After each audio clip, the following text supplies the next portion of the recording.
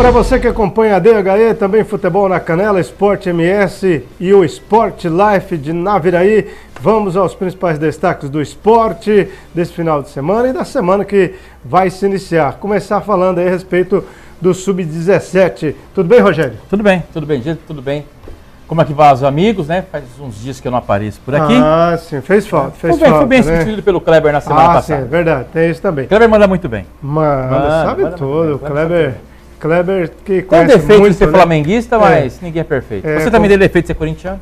Mas acompanha todo o futebol amador aqui Muito, de Dourados da região, sabe tudo, né? sabe tudo. Então, onde tem um esporte aí, final de semana, tá lá o Kleber com sua lente e acompanhando, fazendo tabela e tirando foto. Peão, pirando pipa, tá o Kleber lá. Tudo isso, né? Opa! É o Geninho em Naviraí e o Kleber aqui. O Geninho não tá mais em Naviraí. Mas ele vai voltar, ou não? Vai ficar lá em Santa Catarina, né? E o Thiago lá em Campo Grande. O Thiago é outro, né?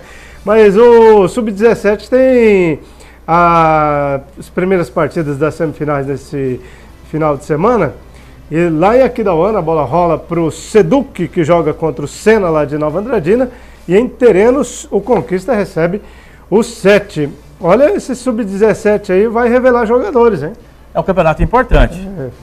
Deveria até ter mais cuidado por parte da federação, principalmente por parte dos clubes. Poucas equipes que disputam o campeonato estadual, seja da Série A, seja da Série B, disputaram esse Sub-17, né? Tanto que as equipes que chegaram aí na fase semifinal, Seduc é uma equipe, é uma escolinha, futebol de base, Conquista, a mesma coisa. O Sena está afastado do futebol profissional há um tempo e apenas o 7 representa as equipes do futebol profissional, que deveriam investir mais nessa fase da formação do atleta, até para ter equipes também no Sub-19, né? E só lembrando, os jogos da rodada de ida acontece nesse sábado, né? Nesse sábado acontece a rodada de ida e a volta no feriado do dia 15 de novembro, na próxima terça-feira, portanto. Que legal, terça-feira então vamos ter aí esses jogos. E atenção, você que é de Dourados aí vai poder acompanhar esse jogo no estádio Douradão, portões abertos, né? Ninguém paga nada e depois jogo de volta lá em Nova Andradina também. Atenção, Nova Andradina, para você, para você acompanhar esses jogos de volta, né? Jogos de ida aí, evidentemente que a torcida vai comparecer, vai estar lá, vai apoiar, e no jogo de volta, todo mundo que puder ir no estádio, vai ser feriado, né? Tirando aqueles que gostam de pescar, mas a pesca está proibida, né? Por enquanto tem Piracema. Melhor não pescar não, hein? Melhor não pescar, né? Vai na peixaria, vamos acompanhar os jogos aí. Peixe e tal lá, mas vai pescar não, que vai se complicar. E outro campeonato importante que está com os dias aí também marcado para começar, já começa semana que vem, a Série B. No grupo A só ficaram 2 times, ficou o Maracaju e também o Urso de Mundo Novo. Lá no grupo B já tem 3 times, União ABC, também tem Coxim e Moreninhas. E no dia 15, Coxim e Moreninhas. Agora o que me chamou a atenção na tabela da federação é que Coxim e Moreninhas está marcado lá para Chapadão do Sul, hein? O mando do jogo seria do Coxim, no estádio André Borges, que não tem a mínima condição de receber uma partida do futebol profissional. Então o jogo vai acontecer mesmo lá na cidade de Chapadão do Sul, no estádio da SERC, né? E o Moreninhas e União ABC vão mandar seus jogos no estádio Jacques da Luz, em Campo Grande. E no grupo A, que tem apenas Maracaju e Urso, já que o Biratã realmente desistiu da competição, as duas equipes, lógico, já estão classificadas para a fase semifinal e se enfrentam nessa primeira fase. Só no dia 26, né? Só no dia 26. E apenas para saber a colocação de cada equipe no grupo para a próxima fase. Os 2 jogos acontecem no estádio Douradão, aqui em Dourados, porque tanto o Urso quanto o Maracaju também não têm os seus respectivos estádios em condições de receberem partidas do futebol profissional. Que coisa, hein? E esse time da Moreninhas, me parece que é Moreninhas, eu estava vendo lá a relação de jogadores, só jogadores de alto nível, que já foram campeões, né? A equipe do União ABC também entra na competição. Com um time forte. Com um time forte. O Coxim é uma incógnita, são jogadores que foram testados pela empresa gestora do Coxim em São Paulo, né, buscando jogadores lá do futebol amador, assim, né, paulista. De repente é uma equipe boa também, nós não sabemos ainda, vamos começar a descobrir no próximo dia 15, né, mas na teoria, as duas equipes de Campo Grande entram na competição como... Franco favorito ou não? Franco não, mas teóricos. Na teoria são favoritos. Franco favoritos não, porque a equipe do Urso de Mundo Novo também é uma boa equipe. E o que aqui de Maracaju, assim como o Coxim, é uma incógnita. Outro dia nós falamos bastante a respeito de um tema aqui que gerou polêmica aí no estado, que foi com relação à reforma do estádio Morenão. E essa semana eu vi uma manchete, e parece que na Gazeta MS, que as obras ainda não começaram. Não começaram. Ué, mas já era para ter começado, né? A previsão era o dia 3 de novembro, para que em um mês essas adequações fossem concluídas, o estádio passasse pelo crivo, tanto da Polícia Militar, principalmente dos Corpos de Bombeiros e ainda da Vigilância Sanitária, para que assim pudesse ser liberado para o Campeonato Estadual. As obras não começaram, as informações elas são contraditórias, mas há ainda ali um entrave burocrático em relação a isso, até porque a Universidade Federal de Mato Grosso do Sul, que administra o estádio Morenão, né, passou por mudança de reitoria. Saiu a reitora antiga, entrou um novo reitor, e esse novo reitor, que inclusive participou, né, das solenidades, de assinatura de contratos e tudo mais, está ali ainda enrolando não é a palavra, né, que está me fugindo aqui o termo correto, mas está com dificuldades, né, ele está analisando ainda essa documentação para que seja liberado essa adequação. Agora, há um atraso. Eu sou daqueles que não acreditavam na liberação do estádio Morenão tão rápido assim para o Campeonato Estadual. Me surpreendeu essa disposição do governo do estado, né, antes das eleições municipais, diga-se, para a liberação do Morenão. Passaram-se as eleições municipais, né? A propósito, o candidato do governo perdeu. Né? E aí? Espero que isso não tenha nada a ver com esse atraso. É apenas uma coincidência, não tem nada a ver. Vamos aguardar. Vamos aguardar. Mas eu continuo cético em relação ao estádio Morenão. Tá? Eu só acredito no estádio Morenão com a bola rolando. 11 cada lado, árbitro, assistentes e a bola no meio do campo, o árbitro dando início. Não vale nem a tabela então para você. Enquanto isso, fazer a tabela lá e colocar Morenão não vale. Não vale. Enquanto não tiverem, até porque a federação não vai fazer a tabela sem tiver todos os laudos, né? Eu estou exagerando um pouquinho, mas a federação só vai colocar o Morenão na tabela quando tiver essa certeza de que o estádio será liberado. Particularmente, eu ainda duvido. Torço para estar errado e que o Morenão esteja liberado para o futebol profissional de Mato Grosso do Sul, porque as equipes de Campo Grande precisam muito do estádio Morenão. Comercial, o Operário e o Novo Operário.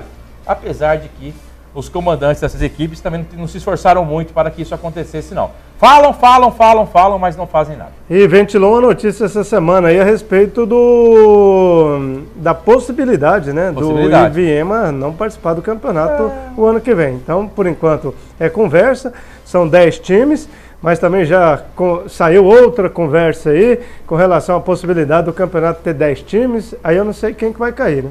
Não, o campeonato ele vai ter 12 times. Vai ter 12 times. Vai ter 12 times, porque são 10 times já pré-classificados e os 2 que sobem da Série B. Né? Surgiu essa conversa lá no Vale do Iviema em relação ao Azulão, mas eu não acredito não. No final eles vão dar um jeito, né? Eu acho que foi apenas algumas palavras mal interpretadas. Né? Então o Iviema vai sim para o campeonato estadual. É uma equipe de tradição. É o Adnilson da Costa Pinheiro que é o... Ainda é o presidente, mas acho que deve haver, pelo que eu... escutei aí sim, quando andei lendo, vai ter mudanças no comando diretivo da equipe do Iviema. É possível. Um rápido intervalo comercial, depois nós vamos voltar para falar a respeito de seleção brasileira. Participativo em Dourados. Participativo, Dois Irmãos do Buriti. Popular e participativo em Niuaque. Foram 38 municípios atendidos, né, na área de saúde, na área da assistência social, e na área da educação. Atendemos também, em função de ter uma flexibilização, atendemos também a agricultura familiar, atendemos assentados da reforma agrária. Importante, avançamos. Estamos de volta agora falando a respeito de outras competições aqui do estado também e a respeito das competições nacionais e internacionais. Em nível local, foi definido os finalistas da Copa Hit, que vai ser disputado no dia 24 de novembro. No masculino vão jogar Angélica contra o Inter Flórida e no feminino Dinâmica contra a APAF. São jogos aí da final da Copa Hit. E quem gosta de futebol amador, em Dourados está acontecendo a Copa Resenha de futebol suíço. São 4 jogos para definir também os semifinalistas neste final de semana. Santo Antônio, NJ Radiadores, Comercial Mariano e Juventude AG. Também tem Interflórida e Clímax, Latinos contra o Lava Rápido H2O. Esses jogos todos no Estádio da Leda. Do Estádio da Leda, neste domingo, né? E depois, jogo único, né? Depois já sai daí os semifinalistas. Falar um pouco a respeito de Campeonato Brasileiro. O Campeonato Brasileiro deu uma pausa agora por causa das eliminatórias, né? Volta apenas na próxima... Na terça-feira tem jogo já. Na terça-feira, né? Tem uma partida. O jogo atrasado ou não? Não, é o jogo da rodada. Da rodada. Da rodada. Na quinta já tem. Na terça, na quarta também tem mais 3 ou 4 jogos. E na quinta complementa a 35ª rodada. É verdade. E jogos que podem... E o campeonato está pegando fogo, como dizem na gíria, né? É verdade. Principalmente pela ascensão nas últimas rodadas do Santos. O Santos cresceu bastante. Está a 6 pontos do líder Palmeiras. E o Santos tem... Na teoria... Passou o Flamengo, hein? Não, mas o Flamengo... Passou o Flamengo. O Flamengo ficou só no cheirinho. No cheirinho. Ficou só no cheirinho. Mas já passou o Flamengo. Mas e o Santos tem uma rodada muito favorável nesse meio de semana. Porque o Santos enfrenta o Vitória, que briga contra o rebaixamento na Vila Belmiro, e o Palmeiras joga contra o Atlético Mineiro lá no Estádio Mineirão. Eu não sei se é Mineirão ou no Independência, mas o jogo acontece em Belo Horizonte. Então, o Palmeiras joga uma partida que pode até ser derrotado, porque o Atlético Mineiro é uma grande equipe, ainda briga pelo título, mas já ficou um pouquinho para trás. E o Santos tem um jogo, teoricamente, bem mais fácil. No caso da vitória do Santos e na derrota do Palmeiras, essa diferença cai para apenas 3 pontos, faltando 3 rodadas, e aí o campeonato fica de vez aberto, se bem que nessas últimas 3 rodadas, aí a teoria favorece o Palmeiras, que tem jogos relativamente mais fáceis do que os jogos da equipe do Santos, mas o campeonato ficaria aberto. Mas depende dessa rodada no meio de semana. Eventualmente, em caso de uma vitória do Palmeiras e de um tropeço do Santos, o Palmeiras pode até ser campeão no próximo domingo, no domingo que o Palmeiras enfrenta no dia 20 a equipe do Botafogo, e o Santos tem um jogo bem mais complicado, que é contra o Flamengo no Maracanã.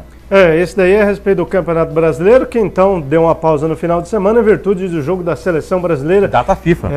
Porque Data joga FIFA. Agora na terça-feira diante do Peru. O Peru venceu o Paraguai 4-1 e o Brasil lavou a alma dos brasileiros 3-0, Rogério. Na Argentina, tem que falar que é na Argentina. O legal é ganhar da Argentina. Eu estava conversando sobre a análise do jogo e tal. Brasil e Argentina não tem análise. Brasil e Argentina, o importante é ganhar o jogo. Ganhou o jogo e ainda bem, mais no Mineirão, mal, né? Mineirão, que estava jogou bem, jogou mal, pouco importa. E o legal é que jogou bem. O Brasil jogou bem, uma equipe muito bem armada pelo Tite, como tem acontecido, aliás. O Tite era o cara que faltava para a seleção brasileira, e nós temos visto isso nos últimos jogos, ou nesses 5 jogos, em que o Tite comandou a seleção. O Brasil venceu os 5 jogos, não passou susto nenhum, nem contra a gigante Argentina. A Argentina é um time hoje meio que desarrumado, mas é uma equipe de primeira grandeza. Igual a Argentina no futebol mundial, ou igual a Argentina e o Brasil, apenas Itália e Alemanha. Parece que na Argentina está acontecendo o que aconteceu com o Brasil há poucos dias atrás. Parece que está faltando um comando, né? O time que se perdeu ali com a chegada do Edgardo Balsa e, inclusive, já está perigando no cargo. Já está perigando. Já está perigando no cargo. E as situações se inverteram de tal ponto que quando o Tite assumiu a seleção, o Brasil estava em 6º e a Argentina na vice-liderança tranquila na classificação das eliminatórias. 5 rodadas depois, o Brasil lidera isoladamente, foram 5 vitórias, e a Argentina caiu para a 6ª posição. Só não caiu mais nessa rodada porque o Paraguai, como você disse, tropeçou em casa contra o Peru. E o Peru é comandado pelo Gareca, o Gareca que foi técnico do Palmeiras. Né? E vai ter agora então a missão de colocar esse time do Peru um pouco mais para frente, e até porque o Peru aí não vinha muito bem, estava muito lá embaixo na tabela, e agora deu uma melhorada e tem um jogo difícil contra a seleção brasileira. Penso que o Brasil vence aí o Peru também, de forma que o Tite pode conquistar sua 6ª vitória consecutiva. Né? O Brasil é favorito. Favorito. É favorito, mas o Peru melhorou bastante o rendimento, como você disse, e o Peru hoje está na 7ª posição. Na 7ª? Isso, na 7ª posição. Não, na 8ª. Está na 8ª, na verdade, o Peru, mas está muito próximo ali da zona de classificação. Puxando aqui de cabeça a classificação, o Brasil tem 24, o Uruguai tem 23, a Colômbia A Colômbia tem 18, Isso. o Equador tem 17, o Chile também tem 17, a Argentina tem 16, o Paraguai tem 15 e o Peru tem 14. Então, a briga está muito próxima ali daquelas equipes pela classificação. Por isso até, a situação da Argentina é delicada e a situação do Peru está longe de ser complicada, porque o Peru está brigando por classificação, ao contrário do que estava algumas rodadas atrás. E o Brasil tem sim um jogo complicado em Lima por conta disso. O Brasil é favorito? Continua sendo favorito. Mas a equipe peruana, embalada pelos resultados, confiante pela vitória conquistada em Assunção sobre o Paraguai, vem também para complicar a vida da seleção do Tite. A seleção pode até perder os primeiros pontos lá em Lima, mas o time do Tite continua sendo favorito, até porque Brasil e Peru, a diferença de futebol das duas seleções é muito grande. É o que nós esperamos, Brasil e Peru nesta terça-feira. E é tarde o jogo, 11h15 da noite, tarde, horário de Mato Grosso do Sul. É verdade, já vai ser na quarta-feira praticamente. Começa na terça e termina na quarta. Termina na quarta, né? O fuso horário aí tá muito grande, Brasil e Lima, lá no Peru. Então nós vamos aguardar essa partida. Rogério, valeu, um abraço, até o próximo programa. Voltamos na semana que vem falando dos resultados da série. Da semana que vem já vai ter a definição dos finalistas, né, do Sub-17. Do Sub-17, exatamente. E a abertura da Série B do campeonato estadual, e tem informações, e devemos ter notícias também da Série A. Da Série A, porque se eu não me engano, dia 16 ou 17, já está marcado reunião lá na sede da Federação de Futebol de Mato Grosso do Sul com as equipes que vão disputar a Série A do campeonato estadual. Um abraço. Tchau.